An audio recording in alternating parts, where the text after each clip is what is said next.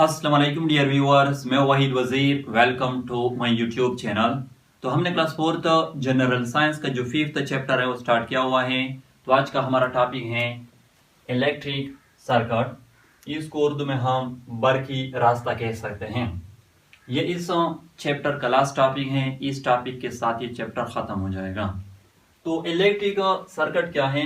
The path of current is called an electric circuit.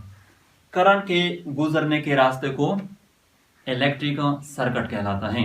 या हम ये कह सकते हैं कि वो रास्ता जिसमें से करंट गुजरता है वो रास्ता इलेक्ट्रिक सर्किट कहलाता है। मैं एग्जांपल देता हूं। जो एग्जांपल मैं देने वाला हूं ये आप लोगों के बुक में एक्टिविटी दी गई है, एक्टिविटी 5.4। सपोज कर ले कि ये एक होल्डर है, इसमें ये बल्ब लगाया हुआ है और ये बल्ब इलेक्ट्रिक वायर के जरिए सेल के साथ भी कनेक्ट किया हुआ है और स्विच के साथ भी कनेक्ट किया हुआ है। अब अगर हम इस स्विच को ऑन करें तो सेल के पॉजिटिव टर्मिनल से करंट फ्लो स्टार्ट करेगा, क्योंकि कन्वेंशनली करंट जो है वो पॉजिटिव टर्मिनल से नेगेटिव टर्मिनल की तरफ फ्लो करता है। तो जब करंट इस स्विच में से गुजरेगा और बल्ब तक पहुंचेगा तो ये बल्ब जो है ये रोशन हो जाएगा और फिर करंट जो है वो बल्ब में से गुजरेगा और इस सेल के नेगेटिव टर्मिनल में दाखिल हो जाएगा। अब ये जो पाथ है, ये जो रास्ता है जिसमें से करंट फ्लो कर रहा है, इसको इलेक्ट्रिक सर्किट कहते हैं।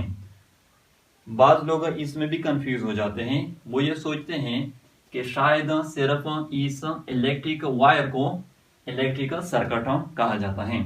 तो ऐसा कुछ नहीं है। इस कंप्लीट सिस्टम को इलेक्ट्रिकल सर्किट कहा जाता है, जिसमें इलेक्ट्रिक वायर भी शामिल है, सेल भी शामिल है, स्विच भी शामिल है और बल्ब भी शामिल है। तो इस पूरे निजाम को इलेक्ट्रिक सर्किट कहते हैं। यहाँ पर ये टू टर्म भी अक्सर लोग इस्तेमाल करते हैं, closed circuit and open circuit. तो ये क्या है? देखो, अगर ये स्विच ऑन है तो इस सर्किट को पीरा क्लोज्ड सर्किट कहा जाता है और इसमें पीरा करंट जो है वो फ्लो करेगा, क्योंकि करंट के लिए रास्ता जो है वो कंप्लीट है। और अगर ये स्विच ऑफ है तो इस सर्किट को ओपन सर्किट कहा जाता है और इसमें पीरा करंट जो है वो फ्लो नहीं करेगा, क्योंकि करंट के लिए रास्ता जो है वो कंप्लीट नहीं है। तो याद रखें, करंट जो है वो सिर्फ क्लोज्ड सर्किट में फ्लो करता है, ओपन सर्किट में वो फ्लो नहीं करता। आप लोगों के बुक में जो डायग्राम दिया गया है उसमें स्विच को इस साइड पर बनाया है, तो इससे कोई फर्क नहीं पड़ता। स्विच जिस साइड पर भी होगा, चाहे इस साइड पर है या उस साइड पर है, अगर वो ऑफ है यानी ओपन सर्किट है तो उसमें करंट फ्लो नहीं करेगा, और अगर वो ऑन है, क्लोज्ड सर्किट है, तो उसमें करंट फ्लो करेगा। साइड से फर्क नहीं पड़ता। ठीक है, सिर्फ एक पॉइंट है वो नोट कर लें, और वो पॉइंट ये है कि जैसा कि स्टार्ट में मैंने कहा कि करंट जो है वो पॉजिटिव टर्मिनल से नेगेटिव टर्मिनल की तरफ फ्लो करता है।